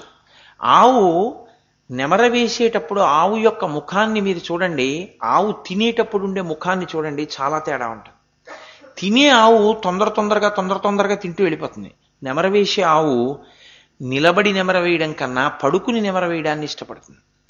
అది నెమర వేసేటప్పుడు చాలా మెల్లగా నవ్వులతో అరమోట్పు కన్నులతో ప్రశాంతంగా నెమరవేస్తుంది. గురువుగారి నోటి వెంట వచ్చిన వాక్యములను బాగా పట్టుకుని మళ్ళీ నిధిధ్యాసనంలోకి వెళ్ళేటప్పుడు ఆ స్మరణ చేసేటటువంటి శిష్యుడు అంత జాగ్రత్తగా వాటిని తిప్పాలి. బాగా నవిలి మింగుతుంది. మింగేటప్పుడు గంగడోల్లోంచి ఇలా వెళ్ళడం కనపడుతుంది మీకు. ఇది వెళ్ళిపోగానే నోరు ఖాళీ కదండి, అలా మూసి ఉంచుతుంది. మళ్ళీ ఏదో త్రేయించినట్టు చేస్తుంది. కడుపులోంచి ఒక లొంగ, ఒక ముద్ద ఇలా ప్రయాణం చేసి నోట్లోకి రావడం కనపడుతుంది. చర్మం మించి ఉబ్బుగా కనపడుతుంది. మీరు ఇప్పటికీ చూడొచ్చు. అది మళ్ళీ ఇలా నోరు తెరుస్తుంది. కొంచెం నురగగా ఉన్న పచ్చి గడ్డి ముద్ద కొంత నోట్లోకి వస్తుంది. మళ్ళీ ఇప్పుడు దాన్ని బాగా నవ్వులుతుంది. పనికి మారినటువంటి గడ్డంతా తిన్న ఆవు పసిపిల్లల నుంచి వృద్ధుల వరకు, రోగుల నుంచి ఆయాసం ఉన్నవాడి వరకు తింటే జీర్ణమైపోయే పాలగా మార్చేసి ఈ ప్రక్రియ చాలా కష్టం. అదంత తేలికైంది కాదు. అది మీకు పనికొచ్చేది తినలేదు. మీరు మళ్ళీ దాని దగ్గర పుచ్చుకోవడానికి మీకు అక్కర్లేని దత్తింది. అది మళ్ళీ సారవంతమైన పాలను మీకు ఇవ్వాలి అంటే దూడ వినా మార్గం లేదు. మీరు తీసుకొచ్చి అక్కడ ఏం పెట్టండి అది పాలు వదలదు. అది పాలు వదలాలంటే ఒక్కటే మార్గం. ఆ కట్టుకొయ్య దగ్గర అటు ఇటు తిరుగుతూ ఎప్పుడెప్పుడు అమ్మ పొదుగు దగ్గరికి వెళ్ళిపోదామా అని ఆర్తితో ఉన్న దూడ వంక అలా చూస్తూ ఉంటుంది. ఇలా కట్టుకొయ్య నుంచి విప్పగానే అటు ఇటు కుర్తి దగ్గరికి, బకెట్ దగ్గరికి, బింది దగ్గరికి పరిగెత్తదు దూడ. అది పరిగెత్తేది ఒక్క గోవు దగ్గరికే పరిగెడుతుంది, తల్లి దగ్గరికి. వెడుతూనే పొదుగు దగ్గరికే వెడుతుంది. పరిగెత్తుకుంటూ వెళ్ళి ఇలా మోర ఎత్తి ఆ పితుకు నోట్లో పెట్టుకుని చప్పరించి 2 గుద్దులు గుద్దుతుంది. అంతే, వదిలేస్తుంది పాలు. గురువుగారు ఎందుకు వదిలిపెట్టేస్తాడు? తాను లోపల బాగా చదివి చదివి చదివి చదివి అనుష్ఠానంలోకి తెచ్చుకున్నటువంటి బ్రహ్మజ్ఞానాన్ని గురువు ఎందుకు బోధ చేస్తాడు? పరిగెత్తుకుంటూ వచ్చి, గురువుగారు మీరు వినానన్ను ఎవరు గట్టెక్కిస్తారని వచ్చి పాదములు పట్టుకుని గట్టిగా తలని పాదాల మీద తాటించి నమస్కరించి తలపైకెత్తి చూచిన శిష్యుని యొక్క పరివేదన చూసి ఉండలేక బోధ చేసేస్తాడు. దాచుకోవడం ఆవుకి ఎలా చేత కాదో, కొంత చెప్పి మిగిలింది చెప్పకుండా ఉండడం గురువు గారికి చేత కాదు. అందుకని అలాగే పోల్చారు. భగవద్గీత గురించి మాట్లాడితే ఆ శ్లోకాన్ని చెప్పారు. కాబట్టి సర్వోపనిషదో గావః. ఇప్పుడు సారవంతమైన పాలు గోవులోనే ఉన్నాయి. సర్వ ఉపనిషత్తుల యొక్క సారాంశమైన బ్రహ్మ విద్య, యోగశాస్త్రము గీతాంతర్గతముగా ఉంది. కానీ గీత ఆవు కడుపులో పాలున్నట్టు ఉపనిషత్తులు ఎవరి గురించి చెప్పాయో, ఎవరి దగ్గరగా మాత్రమే తీసుకెళ్లగలవో, ఎవరి అనుగ్రహంతో ఉపనిషత్తులు జ్ఞానముగా ప్రకాశిస్తాయో వాడే మళ్ళీ దాని సారమును లోకానికి చెప్పాలి. కాబట్టి ఇప్పుడు ఈ ఆవు పాలు పితకగలిగిన వాడెవరు? ఆ జ్ఞానమును లోకానికి అందించడానికి అక్కడ కూర్చోడానికి ఎవరు అర్హులు? ఈ గీత చెప్పాలంటే దానికి అర్హుడు భగవద్గీత మొట్టమొదట లోకానికి ఉపదేశం చెయ్యాలి. ఎవరు చెప్పాలి? ఈశ్వరుడే చెప్పాలి. ఈశ్వరుడే గురువుగా రావాలి. కాబట్టి ఆయన ఏం చేశాడు? సాక్షాత్తుగా దోక్తః నందగోపసుత, అంటే ఆ నందగోపుని యొక్క కుమారుడైనటువంటి కృష్ణ పరమాత్మయే పాలు పితికేవాడి రూపంలో వచ్చాడు అక్కడికి. అందుకైన పుట్టడం కూడా ఎక్కడ పుట్టాడు? పశుపాలకుల యొక్క కుటుంబంలో పుట్టడానికి కారణం చేతకాని వాడై పుట్టలేదు. ఆయన అలా పుట్టడానికి కారణం ఏమిటంటే ఉపనిషత్తులన్నీ గోవులై తిరుగుతున్నాయి. ఆ ఉపనిషత్తుల యొక్క సారాంశాన్నంతటినీ కూడా భగవద్గీతగా లోకానికి పంచిపెట్టాలి. సాక్షాత్ జగద్గురు, సాక్షాత్ జగదాచార్యుడు, సాక్షాత్ పరబ్రహ్మ. గురువు గారికి పరబ్రహ్మం అభేదం. గురువుగారు ఒకడు, ఈశ్వరుడు ఒకడు కాడు. గురువే ఈశ్వరుడు. గురు బ్రహ్మ, గురుర్ విష్ణు, గురుర్దేవో మహేశ్వర, గురు సాక్షాత్ పరబ్రహ్మ, తస్మై శ్రీ గురవే నమః. తానే పరబ్రహ్మమైన కృష్ణుడే భగవద్గీతని లోకానికి చెప్పాలి. కాబట్టి దోక్తః గోపాలనందన, అందుకని ఆయన పాలు పితికేవాడిగా రావడం కోసం బయట పాలు పితకడం బాగా అలవాటు చేసుకోవడానికి కూర్చున్నవాడిలా గోపాల బాలుర యొక్క కుటుంబంలోకి వెళ్ళి పుట్టాడు. బహుశః లోకంలో అందరికన్నా బాగా కిందకి దిగి రావలసిన అవసరం లేనివాడంటూ ఉంటే గురువు ఒక్కడే. ఎందుకో తెలుసా అండి?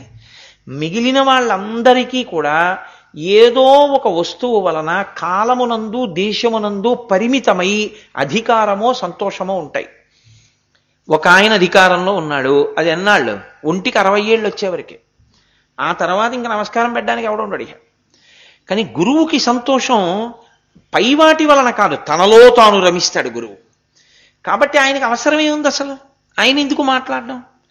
కానీ ఆయన నేను మాట్లాడకపోతే ఎలా అందుతుందని బాగా కిందకి దిగొస్తాడు, దిగొచ్చి మాట్లాడతాడు. ఇప్పుడు అందరికన్నా బాగా కిందకి మనం చూసేది ఎవరినంటే పశువుల్ని పోషిస్తూ ఆవుల వెంట దూడల వెంట తిరిగే వాళ్ళని. ఎందుకంటే వాళ్ళు మొలకడిగితే తలకడగరు, తలకడిగితే మొలకడగరు. అసలు పొద్దున్న స్నానం చేయరు, వాళ్ళు సాయంత్రం స్నానం చేస్తారు. ఆవుల్ని దూడల్ని తెచ్చుకుని సాయంకాలం స్నానం. అసలు నిలవ ఉన్న అన్నం తినవద్దు అని శాస్త్రం. వాళ్ళు తినేదే నిలవ ఉన్న అన్నం. ఎందుకంటే చద్దన్నం మూట కట్టుకుని చిక్కం కట్టుకుని అసలు ఎడంచేత్తో పట్టుకెళ్ళకూడదు అని. అన్నాన్ని ఒక చోటు నుంచి ఒక చోటుకి పట్టుకెళ్ళరు.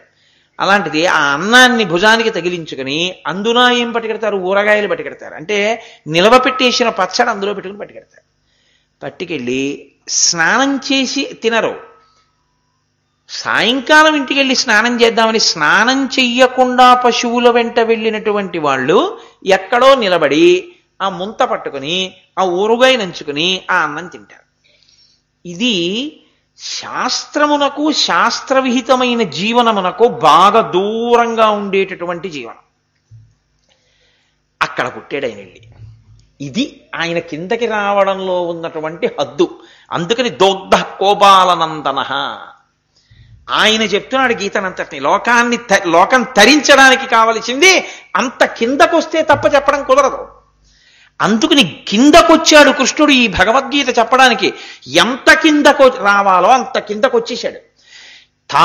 తానెవరో తానెంత కిందకొచ్చాడో అందుకే కృష్ణ భగవానుడు తన అవతార ఆవిర్భావ ఘట్టంలో నిరూపించాడు. మీరు చూడండి, అర్ధరాత్రి పుట్టింది కారాగారం. చాలా దారుణాతి దారుణమైన విషయం ఏమిటంటే భాగవతంలో ఏ భర్త కూడా తన భార్య ప్రసవ సమయమునందు తాను చూస్తూ నించోడు. ఏ భర్త నించోడు లోకంలో. అలా చూస్తూ నిలబడడం వినా అంత నొప్పులు పడుతూ బాధపడుతున్న తన భార్యకి లేచి గుక్కెడు మంచినీళ్లు కూడా ఇవ్వలేని స్థితిలో ఆమె పెడుతున్న కేకలకి బాధపడుతూ చూస్తూ ఉండడం తప్ప ఏమీ చెయ్యలేని దయనీయమైన స్థితిలో వసుదేవుడు ఉన్నాడు. బంధనములు వేసేశాడు కంసుడు. ఇంత బాధపడుతున్న ఆ తల్లి దేవకీదేవి ఎటూ వెళ్ళడానికి లేదు. మాయ. అందరూ నిద్రపోయారు. ఆవిడ ప్రసవ వేదన పడుతోంది. లోకంలో సాధారణంగా ఏంటంటే ఎవరు పుట్టారో తల్లిదండ్రులకి తెలుస్తుంది. పుట్టినవాడికి తెలుసు తాను అక్కడ పుట్టాను ఇంకో చోటుకి వెళ్ళానని. కన్నవాళ్ళకి పెంచిన వాళ్ళకి తెలియదు వాడు ఇక్కడ పుట్టినవాడు కాడని, పుట్టినవాడు వెళ్ళిపోయాడని. లేకపోతే దేవకీదేవి అక్కడికి వచ్చి యోగమాయ పడుకుంటే ఈ ఆడపిల్ల కోసం ఆవిడ ఆడవడం ఎందుకండి అంటే అంత మాయ కమ్మించాడు. తాను ఎక్కడ పెరుగుతున్నాడో అసలు ఆ నందుడికి యశోదకి తెలియదు ఆ కృష్ణుడు తమ బిడ్డడు కాడని. కృష్ణుడికి తెలుసు నేను వీళ్ళ బిడ్డని కానని. అలా ఉంటుందండి లోకంలో ఎక్కడైనా? కొన్నాళ్ళు పోయిన తర్వాత ఒరే నువ్వు మా అబ్బాయి కాదురా, ఏదో రైతు బజార్లో దొరికావు తెచ్చి పెంచావని వాళ్ళు చెప్పాలేమో. అంతేకాని పిల్లాడికి తెలిసి నేను వీళ్ళ పిల్లాడిని కాను, పసితనంలో వీళ్ళు నన్ను తెచ్చుకున్నారు అని వాడికి తెలిసి తల్లిదండ్రులకు మాత్రం వీడు మా పిల్లాడి కాడని తెలియకుండా ఉండడం అసలు సంభవమా? అది ఆయన మాయా అంటే. అందుకని కదండి అంటాడు యంత్రామూఢాని మాయయా, నేను తిప్పుతున్నానయా ఈ లోకాన్నంతటినీ, నా దుస్తరమైనది నా మాయ, దాన్ని దాటలేరెవ్వరు, అది నా అదుపులో ఉందన్నాడు. ఆ మాయ కమ్మించిన వాడు కృష్ణుడిగా రావడం అన్న మాట భగవద్గీత అసలు వచ్చిన విధానమును మీరు పట్టుకోవాలి. భగవద్గీత రావాలంటే కృష్ణుడు రావాలి. కృష్ణుడు వస్తే కానీ గీత రాదు. కృష్ణుడు ఎలా వచ్చాడు? పసిపిల్లాడిగా పుట్టని అవతారం ఏదైనా ఉంటే కృష్ణావతారం ఒకటే. రాముడు పసిపిల్లాడిగా పుట్టాడు. తతశ్చ ద్వాదశే మాసే చైత్రే నవమికే తిథౌ నక్షత్రే రితిదైవచ్చే సోచ్య సంస్థేషు పంచషు గ్రహేషు కర్కటే లగ్నే వాక్పతాం బిందునా సహా ప్రోద్యమానే జగన్నాథం సర్వలోక నమస్కృతం. 12 నెలలు కౌసల్యా గర్భవాసం చేసి పసిపిల్లాడిగా పుట్టాడు. కృష్ణుడు అర్ధరాత్రి వేళ ప్రసవ వేదన పడినటువంటి దేవకీదేవికి పుట్టినటువంటి పసిపిల్లవాడిగా కనపడలేదు. జలధరదేహు నాజాను చతుర్బాహు సరసీరుహక్షు విశాలవక్షు జారు గదా శంఖ చక్ర పద్మ విలాసు కంఠ కౌస్తుభమణి కాంతిభాను కమనీయ కటిసూత్ర కంకణ కేయూర శ్రీవత్సలాంఛనంచిత విహారు మరుకుండల ప్రభాయుత కుంతలలాటు వైఢూర్య మణిగణ వరకిరీటు బాలు పూర్ణేందు రుచిజాలు భక్త లోకపాలు సుగుణాలవాలు కృపా విశాలు చూచి తిలకించి పులకించి చోద్యమంది ఉబ్బి చెలరేగి వసుదేవుడు ఉత్సహించే అన్నారు పోతయ్య. శంఖచక్ర గదాపద్మములతో 4 భుజములతో మహానుభావుడు వనమాలతో పీతాంబరంతో కోటి సూర్యుల ప్రభల ఆయన ఉదయించాడు. ఒక్క సూర్యుడు ఉదయిస్తుంటే చూస్తేనే ఒళ్ళు పులకరించిపోతుంది నిజంగా. నేను నా సూర్యోదయం చూడడానికే సముద్రపు ఒడ్డుకి వెళ్ళి కూర్చున్నాను నేను, సుబ్బారావు గారు. అంటే ఆ సూర్య భగవానుడు ఉదయిస్తున్నప్పుడు ఆ ఎర్రటి బింబంగా రావడం, ఆ ఆదిత్య హృదయం తలుచుకుంటూ కూర్చుంటే ఆ రంగులు మారడం, సముద్రం మీద ఆ ఎరుపు ఛాయ పడ్డం, ఆయన వెంటనే ఎరుపు నారింజ బంగారు రంగులోకి మారడం, ఒక్క 10 నిమిషాలకి దుర్నిరీక్షుడై ఇహ మాంసనేత్రంతో చూడలేని స్థితిని పొందేయడం. అసలు నిజంగా శాస్త్రాలు ఆయన గురించి మాట్లాడిన తీరు చూస్తూ అలా ఉంటే ఒళ్ళు పులకించిపోయి రోమాంచితమైపోయింది. అబ్బా ఏమి సూర్యోదయం! అది సముద్రం ఉన్న పట్టణంలోనే దాని అందం. కాబట్టి ఒక్క సూర్యుణ్ణి చూస్తేనే అలా ఉంటే కోటి సూర్యుల ప్రభాభాస. కారాగారంలో పుట్టి నేను ఎందుకు పుట్టానో తెలుసా అని 3 జన్మల వెనక కథ చెప్పాడు. చెప్పినవాడు అమ్మకి నాన్నకి మాయ కమ్మించి తను ప్రాకృత శిశువు అయిపోయి ఏం చెయ్యాలో వసుదేవుడికి చెప్పాడు. అంతే ఊడిపోయాయి అన్నీని. భిజ్యతే హృదయగ్రంథి చింద్యంతే సర్వసంశయా క్షీయంతే శాస్త్రకర్మాణి తస్మిన్ దృష్టే పరావరే. ఆయన పరబ్రహ్మం. ఆ తల మీద పెట్టుకోగానే అన్నీ ఊడిపోయాయి, తలుపులు తెరిచిపోయాయి. అంతే. అనుమానాలన్నీ పోయాయి, సంకటాలన్నీ నివృత్తి అయిపోయాయి, తాపములన్నీ విడిపోయాయి. అంతే యమున దగ్గరికి వెళ్ళాడు. ఆ శివురికి తెరవసగను ప్రకాశోద్ధత తుంగ భంగ కలిత ధరాసాకాశయగు యమున మును శీతేశునకు పయోధి త్రోవ ఇచ్చిన భంగిన్ అంటారు పోతన గారు. రామచంద్రమూర్తికి సముద్రం దారిచ్చినట్టు యమున దారిచ్చేసింది. యమున అంటే సూర్యుడి కూతురు కాలం. కాలంలో అందరూ పడి వెళ్ళిపోవలసిందే. కాలం దారిచ్చిందంటే కాలాతీతుడయ్యాడు. ఎవరిని తల మీద పెట్టుకుంటే? కృష్ణుణ్ణి తల మీద పెట్టుకుంటే. కృష్ణుడే విష్ణువే వైష్ణవి. అమ్మవారిని తల మీద పెట్టుకున్నా అట్నుంచి వచ్చేటప్పుడు యమున దారిచ్చేసింది. యోగమాయని తల మీద పెట్టుకున్నాడు. అటువంటి కృష్ణుడు సాక్షాత్ పరబ్రహ్మముని అని నిరూపణం చేశాడు పుట్టినప్పుడు. అంతకన్నా ఇంకా నేను ఇప్పుడు భాగవతంలో కృష్ణావిర్భావ ఘట్టం ఎక్కడ చెప్తాను. కాబట్టి అటువంటి కృష్ణ పరమాత్మ పెరగడం ఎక్కడికి వెళ్ళి పెరిగాడు? ఎవరో పట్టుకెళ్ళి పెంచుకున్నది కాదు, తను తండ్రికి చెప్పి వెళ్ళిపోయాడు నందుడి దగ్గరికి. అందుకు కదు పోతన గారంటారు, ఏ పాములిరుగక ఏ పారుమేటికి పశుల కాపరి ఇంట పాము కలిగి, ఏ జన్మయును లేక వెలయనొక్కడికిని జాతకర్మంబులు సంభవించి, ఏ తల్లి చనుబాలు ఎన్నడెరుగని ప్రోఢ తల్లి యశోద చనుల పాలు త్రవనిరిగే, ఏ హాని వృద్ధుల నిరుగని బ్రహ్మంబు పొదివిటిలో వృద్ధి పొందనందే, ఏ తపములనైన ఎలమి పండని పంట వల్లవీజనముల వాడ పండే, ఏ చదువులనైన ఇట్టిట్టి జనరాని అర్ధమవయవముల యందు అందముందే అన్నారు. ఆయన ఏ కర్మ ఆయనకు అక్కర్లేదు. ఆయన జాతకర్మ చేయించుకున్నాడు. పుట్టడం తెలియనివాడు, పశువుల కాపరి ఇంట్లో పెరిగాడు. అసలు తల్లి అంటే ఏమిటో ఆయనకి తెలియదు. ఆయనే అందరికన్నా ముందున్నవాడు. ఆయన యశోద చన్నుల పాలు తాగాడు. హాని వృద్ధి తెలియనివాడు, పెరుగుతున్న వాళ్ళ పెరిగి పెద్దవాడయ్యాడు. ఏ తపస్సు చేత ఈ భూమి మీద కనపడని వాడు గొల్లపడుచుల ఇంట్లో పెరిగి పెద్దవాడయ్యాడు. ఏ చదువుల వలన తెలియని వాడు ఏ చదువు లేని వాళ్ళకి కంటికి కనపడుతూ వాళ్ళతో కలిసి ఆడుకున్నాడు. వాళ్ళు గుద్దారు, తన్నేరు, కౌగిలించుకున్నారు. కౌగిట చేర్చుచు చెట్టపట్టుచున్ తన్నుచు గుద్దుచున్ నగుచు తద్దయు కైవడి కుడి ఆడుచున్ మనన చేయు వల్లవ కుమారుల భాగ్యము వింతయొప్పునే అని చతుర్ముఖ బ్రహ్మగారు తలలు కొట్టుకున్నాడు ఒకానొకప్పుడు. వాళ్ళది రా అదృష్టం అంటే రాశీభూత పరబ్రహ్మంతో ఆడుకుంటున్నారు గోపాల బాలురు అన్నాడు. అంటే దాని అర్థం అసలు ఈ కంటికి కనపడనటువంటి పరబ్రహ్మం, ఈ మనసుకి ధ్యానంలో దొరకనటువంటి పరబ్రహ్మం రాశీభూతమై ఓ చిన్న పిల్లవాడై ఈ లోకంలో ఆడుకుంది. ఎవరితో? అసలు ఉదయం స్నానం కూడా చేయని వాళ్ళతో. అంటే అంత దిగొచ్చేశాడు. అసలు ఈ దిగి రావడం ఎందుకు దిగొచ్చాడో తెలుసా అండి? జగద్గురువుగా అంత దిగితే తప్ప ఈ లోకానికి గీత చెప్పడం కుదరదు. ఆ ఉపనిషత్తుల యొక్క సారం పిండి పాలగా పంచాలందరికీ. ఇక్కడ గోపాల బాలుడిగా పాలు పిండడం మొదలు పెట్టినవాడు. అందుకని కదూ కృష్ణకర్ణామృతంలో లీలాశకుడు గోధూళిధూ సరిత కోమల గోపవేషం సాయంతనే ప్రతిగృహం పశుబంధనార్థం గచ్చంతమచ్యుత శిశుం ప్రణతోస్మి నిత్యం అన్నాడు ఆయన. మహానుభావుడు ఆ వెనక గోపాల బాలక జనం అనుగమ్యమానం, ఆయన వెంట గోపాల బాలురు వస్తుంటే ప్రతి ఇంట్లోకి వెళ్ళి ఆవుల్ని దూడల్ని కట్టడం, ఒంటి నిండా ధూళిపోసుకోవడం, పాలు పితకడం ఆయన కర్మ. ఊరే అసలు నేను వచ్చింది ఇక్కడ ఈ పాలు పితకడం మొదలుపెట్టి సమస్త ఉపనిషత్తుల్ని తీసుకెళ్లి ఆవుగా కట్టి పాలు పితికి మీకు ఇస్తా గీతగా. అందుకొచ్చా. గురువు ఎంత దిగుతాడో చూపించడానికి ఈశ్వరుడు గురువుగా వచ్చి దిగినటువంటి అవతారం శ్రీకృష్ణ పరమాత్మ యొక్క పరిపూర్ణ అవతారం. అందుకే కృష్ణం వందే జగద్గురు. కాబట్టి ఆయన దోగ్ధం, ఆ పాలు పిండేటటువంటి వాడి రూపంలో వచ్చినటువంటి గోపాల బాలుడిగా ఆయనే వచ్చాడు. ఇప్పుడు గోపాల బాలుడిగా ఆయన పాలు పిండాలి అంటే ఓ దూడనో దాన్ని వదలాలి. ఓ దూడని వదిలితే తప్ప ఆవు పాలు వదలదు కదా.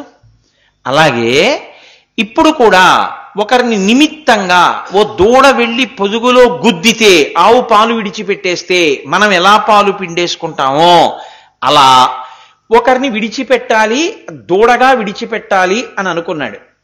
అందుకని ఆ వత్స రూపంలో వచ్చినటువంటి వాడే పార్థుడు. ఆయన పృథ అని పేరు కుంతీదేవికి. అంతకుముందు ఆవిడ ఏ తండ్రి గారికి జన్మించిందో అక్కడ పృథ అన్న పేరు. ఆ పృథ యొక్క కుమారుడు కాబట్టి పార్థుడు.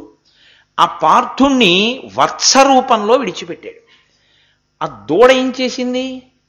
ఆవు దగ్గరికి వచ్చి పొదుగు పెట్టి ఆ పొదుగు దగ్గరికి వెళ్ళి తన నోటితో గుద్దింది. ఎప్పుడు పాలు ఆవు విడిచిపెడుతుందో అప్పుడు. ఆవు పాలన్నీ పితికేసిన తర్వాత దూడ కూడా తాగేసిన తర్వాత ఇంకో గంట కూడా అవ్వకుండానే మళ్ళీ వెళ్ళి గుద్దింది అనుకోండి, ఎలా విడిచిపెడుతుంది? దేశము కాలము ఉంటాయి. ఎప్పుడు అది విడిచిపెట్టచ్చో, ఎప్పుడు తనకి అవసరమో, తను ఆకలితో ఉండాలి, అప్పుడు ఆ కాలము యోగకాలము. ఆ సమయం వచ్చింది. ఎప్పుడు వచ్చింది? కర్తవ్యత విమూఢుడయ్యాడు అర్జునుడు. ఎలా అయ్యాడు?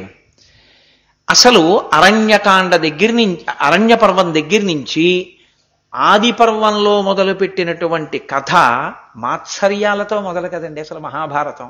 ఆది పర్వంలో వినత కద్రువాల యొక్క మాత్సర్యం, చిట్ట చివరికి ఒకళ్ళనొకళ్ళు చంపుకునేటటువంటి జ్ఞాతులుగా మారడం, గరుత్మంతుడు పాములు. అక్కడ మొదలుపెట్టారు మహానుభావుడు వ్యాస భగవానుడు. ఈ వైరం మొదలు పెడితే ఎక్కడికెడుతుందో పునాది అక్కడేసి తర్వాత దాన్ని కౌరవ పాండవ సంగ్రామంగా మార్చారు. అర్జునుడు అస్త్రాల్ని అదే పనిగా సంపాదించాడు. దేని కొరకు? కురుక్షేత్ర యుద్ధం వస్తుంది, కురుపాండవ సంగ్రామం జరుగుతుంది. జరిగినప్పుడు నేను ఈ కౌరవ వీరులందరినీ కూడా సంహరించవలసి ఉంటుంది. అందుకొరకు ఆయన సిద్ధపడ్డాడు. ఇన్నిటినీ పొందాడు. ఎప్పుడెప్పుడు చంపేస్తానా అని ఆకలి కొన్న పెద్ద పులిలో ఉన్నాడు. ఆ సమయం రానే వచ్చింది. కృష్ణ భగవానుణ్ణి వేడుకున్నాడు, నువ్వు నాకు సారథిగా నిలబడు అన్నాడు. కృష్ణుడు సారథిగా ఉన్నాడు. కురుక్షేత్ర యుద్ధం ప్రారంభమైంది. ఎంత ఉత్సాహంతో వెళ్ళి చంపాలి ఇప్పుడు అర్జునుడు. అలాంటి వాడు అక్కడ దాకా వెళ్ళి సారథ్యం చేస్తున్న కృష్ణుణ్ణి సారథిగా ఆయన కర్తవ్యం ఏమిటో అది నెరవేర్చవలసిన ప్రశ్న ఒకటి వేశాడు. మొదట చెప్పింది అదండి. ఏమయ్యా, మనం కురుక్షేత్ర యుద్ధ భూమిలోకి వచ్చాం కదా, నేను ఒక్కసారి బాగా తేరిపారి చూడాలనుకుంటున్నాను ఉభయ పక్షాల్లో వీరుల్ని. కాబట్టి రెండు పక్షములకు మధ్యలో రథాన్ని నిలబెట్టు అన్నాడు. రథి ఏం చెప్తే అది వినాలి సారథి. కాబట్టి కృష్ణ భగవానుడు రథాన్ని అక్కడికి తీసుకెళ్లి నిలబెట్టాడు. ఇప్పటి వరకు అర్జునుడిలో ఉన్న స్థితి వేరు. కర్తవ్యమునకు కట్టుబడి ఉన్నాడు, తన ధర్మమునకు తాను కట్టుబడి ఉన్నాడు. క్షత్రియుడిగా శత్రు సంహారం చెయ్యాలి, ఎవరు లోకకంటకులో వాళ్ళని పరిమార్చాలి, ఎవరు ధర్మం తప్పారో వాళ్ళని నాశనం చెయ్యాలి, లోకంలో మళ్ళీ ధర్మాన్ని నిలబెట్టాలి. తన ధర్మానికి తాను కట్టుబడి ఉన్నాడు. అకస్మాత్తుగా పాండిత్య రూపంలో, అంటే బుద్ధి రూపంలో, పెద్ద వాగ్వైభవ రూపంలో ఆయనని అజ్ఞానము ఆవహించి, అది మోహ. మోహము అన్న మాట అక్కడ పుట్టింది. మోహము అంటే అజ్ఞానము. ఏది ఉండకూడదో అది ఉండడం. అదే కదండి లోకమంతా ఉన్నది. కాబట్టి భగవద్గీత అక్కర్లేదని ఎవరంటారు? కాబట్టి ఇప్పుడు ఆయనకు అది కలగగానే ఆయన ఇంకొకలా మాట్లాడడం మొదలుపెట్టాడు. ఎంత గొప్పగా మాట్లాడాడో తెలుసా అండి? ఏం మామూలుగా మాట్లాడాడు అనుకుంటున్నారా? ఇప్పుడు నేను భగవద్గీత అంతా చెప్పే ప్రయత్నంలో ఏం లేనుగా. ఒకసారి ఆ భగవద్గీత యొక్క వైభవాన్ని సింహావలోకనం చేయడం వరకే. ఆయన అన్నాడు, అయ్యయ్యో, దేహబంధుత్వాన్ని మొదలుపెట్టాడు. దేహబంధుత్వంతో మొదలుపెట్టడానికి ఇదే అశాశ్వతం.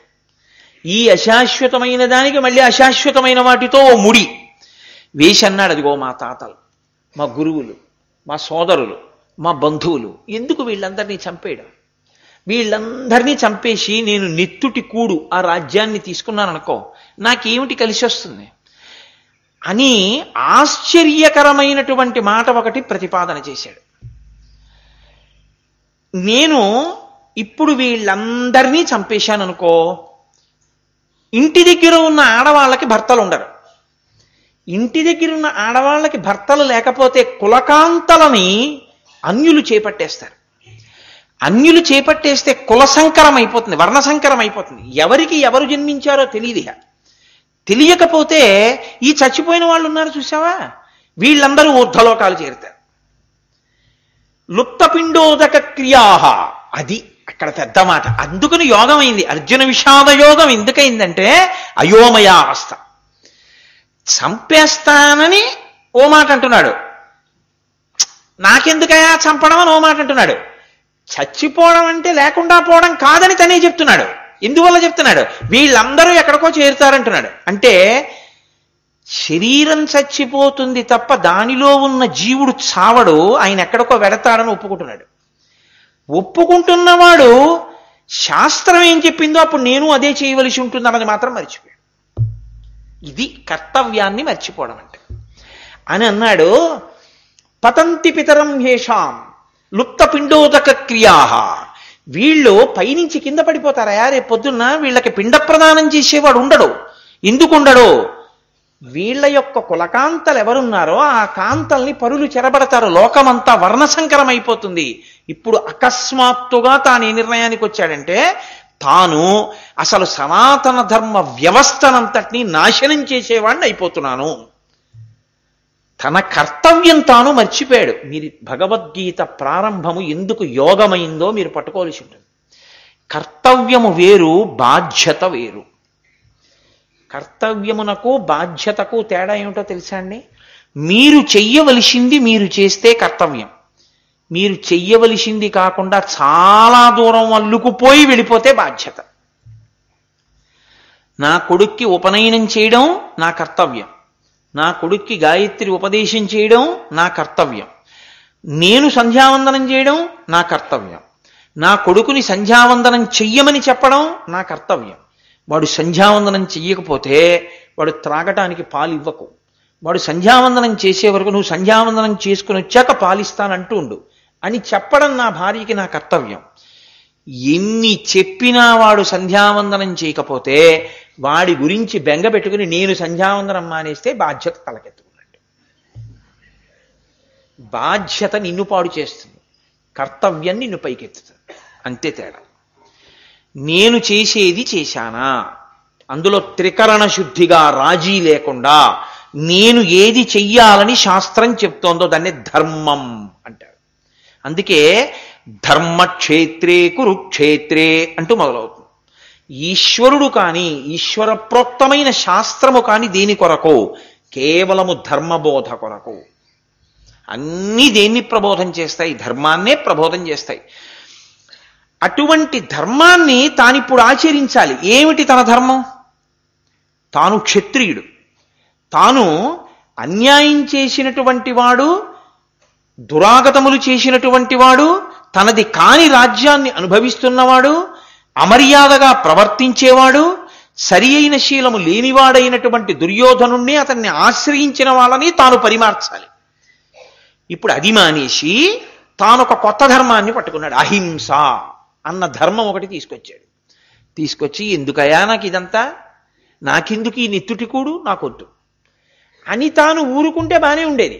ఏదో కొంతవరకు కృష్ణ పరమాత్మ బోధ చేస్తే సరిపోయేది ఆయనకి. ఆయన ఏమన్నాడంటే అంతకన్నా ముందుకు అడుగేసి, ఇదిగో వీళ్ళందరూ చూశావా వెళ్ళి పైలోకంలో కూర్చుంటారు, పితృలోకాలకి చేరిపోతారు, స్వర్గానికి ఎడతారు కదా మరి యుద్ధంలో చచ్చిపోయిన వాళ్ళు, వీళ్ళని చంపి నేను స్వర్గానికి పంపుతాను. అక్కడ వరకు బానే ఉంటుంది. తర్వాత లోకం నాశనం అయిపోతుంది. ఎందుకు నాశనం అవుతుంది? లుప్తపిండోదక క్రియాహ, వీళ్ళకి పిండమి పెట్టేవాడు ఉండడు, వీళ్ళ కులకాంతలు చెరపబడతారు. దాని వలన వర్ణ వ్యవస్థ అంతా సర్వనాశనం అయిపోతుంది. కాబట్టి ఎందుకు నాకు ఆ పాపం, నేను చెయ్యను. ఇప్పుడు చంపేయడం అంటే శరీరాన్ని చంపడమే కానీ లోపల ఉన్న జీవుడు చెనకబడేవాడు కాడు అన్నది అర్జునుడు అంగీకరిస్తున్నాడు కదండి. కానీ తన కర్తవ్యం అన్నది కూడా శాస్త్రంలో చెప్పింది ఒకటి ఉందిగా, తన కర్తవ్యం తాను చేసుకుంటూ వెళ్ళడమే. ఆనాడు యుద్ధ భూమిలో అదే ఆయన కర్తవ్యం. మీరు ఒకటి ఆలోచించండి, నేను ఒక ఉద్యోగం చేస్తున్నాను. ఆ ఉద్యోగం చేసేటప్పుడు నేను ఒక ఎంఆర్ఓ ఆఫీసులో పనిచేస్తున్నాను అనుకోండి. ఇన్ని వందల రూపాయల ఆదాయం ఉన్న వాళ్ళకి ఈ రంగు రేషన్ కార్డు ఇవ్వండి అని అన్నారనుకోండి.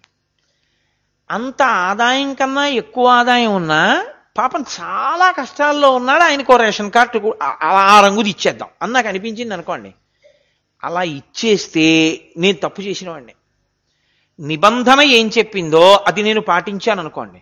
అలా ఇవ్వకూడదమ్మా, మీరేమనుకోవద్దు, నాకు ఆ అధికారం లేదు, నేను ఇవ్వకూడదు అని ఇవ్వడం మానేశాను అనుకోండి, నా కర్తవ్యం నేను చేసినట్టు. కర్తవ్యం చేసిన వాడికి పాపపుణ్యముల యొక్క సంగము ఉండదు. కర్తవ్యతానిష్ట అన్న మాటకు అర్థం అది. ఇప్పుడు తలారి అని ఒక ఆయన ఉంటాడు, ఆయన కర్తవ్యం ఏమిటో తెలుసా అండి? ఉరేసేయడమే. తప్పు చేసిన వాడిని ఉరేయమంటారు. చిట్ట చివరికి ఎవరు చంపేస్తారా ఆ వ్యక్తిని? తలారి చంపుతాడు. తలారి తన జీవితంలో 20 మందినో 25 మందినో ఉరి తీసేస్తాడు. ఆ ఉద్యోగంలో ఉండగా 20 మందినో 25 మందినో చంపేసినటువంటి తలారి ఖాతాలో మనుష్యుల్ని చంపిన పాపం పడుతుందా? పడదు. ఎందుకు పడదు? ఆయన కర్తవ్యాన్ని ఆయన నిర్వహించాడు. దేశ సరిహద్దుల్లో సైన్యం మొహరించింది. అవతల వాళ్ళు తుపాకులు పేల్చారు, శత్రుదేశం వాళ్ళు శతఘ్నులు పేల్చారు. అరేదేదే, అహింసతో స్వాతంత్రం తెచ్చుకున్నటువంటి మహాత్ముడు పుట్టిన భూమి, ఈ చెంప కొడితే ఇంకొక చెంప చూపించమన్న మహాత్ముడికి వారసులం, మేము తుపాకులు పేల్చడమా అని వాళ్ళు విసిరిశారనుకోండి. అప్పుడు అది అహింస అవుతుందా? అది కర్తవ్యం అవుతుందా? అది కర్తవ్యం కాదు. అప్పుడు వాళ్ళు తుపాకులు పేల్చడమే వాళ్ళ కర్తవ్యం. అప్పుడు వాళ్ళు చెయ్యవలసిన పని వాళ్ళు చెయ్యాలి. ఎవడు చెయ్యవలసిన పని వాడు చెయ్యడమే కర్తవ్యం. అందులో తాను చెయ్యవలసిన పనిని మాని ఏ కారణం చేతనైనా ఇంకొకరు చెయ్యవలసినటువంటి కర్తవ్యాన్ని తన మీదకెత్తుకున్నవాడు స్వధర్మాన్ని విడిచిపెట్టి పరధర్మాన్ని నెత్తికొత్తుకున్నవాడు. అది ఎప్పటికీ భయావహ. అది నీకు భయాన్నే సృష్టిస్తుంది. భయము సంసారము, సంసారము మరణహేతు, మళ్ళీ పునర్జన్మని కల్పిస్తుంది. అందుకని నీ ధర్మమునందు నువ్వు నిలబడు. భగవద్గీత అంతా ధర్మ ప్రబోధం, కర్తవ్య ప్రబోధం. ఇప్పుడు కర్తవ్యము నుంచి విమూఢుడయ్యాడు. మీరు చూడండి, సాధారణంగా మీరు ఎవరిని అడగండి, ఎక్కడ కదపండి, మీకు ఇంకా కొంచెం తక్కువ అనుభవం ఉంటుంది. ఎక్కడైనా ప్రవచనాలు చేసినటువంటి పాపము చేత నాబోటిగాడికి అనుభవం ఎక్కువ ఉంటుంది. ఒక్కసారి మీతో మాట్లాడాలండి అంటారు. తప్పకుండా చూద్దాంలేండమ్మా, 5 రోజులేగా ఉంటాను, అంత అవకాశమే ఉంటుంది అని మొదట అంటాం. 3వ నెంబర్ స్థానిక భద్రతా సూచనగా ప్రమాద పతాకం ఎగరేసినట్టు. తర్వాత అలా కాదు, మాట్లాడి తీరవలసింది. 1-2 నిమిషాలైనా చాలా ఆర్తితో ఉన్నాను, చాలా ముఖ్యమైన విషయం, మీరు ఇవ్వాలి తప్పదు టైం. సరే,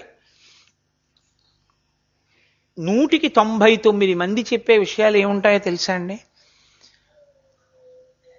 నేను ఏదో మా అబ్బాయిని బాగా చదివించానండి, మా అబ్బాయి వాడు సరిగా ఉండట్లేదు, వాడి ఉద్యోగం వాడు సరిగా చేయట్లేదు, ఎప్పుడు సెలవు పెట్టేస్తున్నాడు, ఏమిటో అలా ఉంటున్నాడు, నన్ను ఏం చేయమంటారు? ఆ బెంగతో నేను గుళ్ళకి గోపురాలకి వెళ్ళడం కూడా మానేశాను.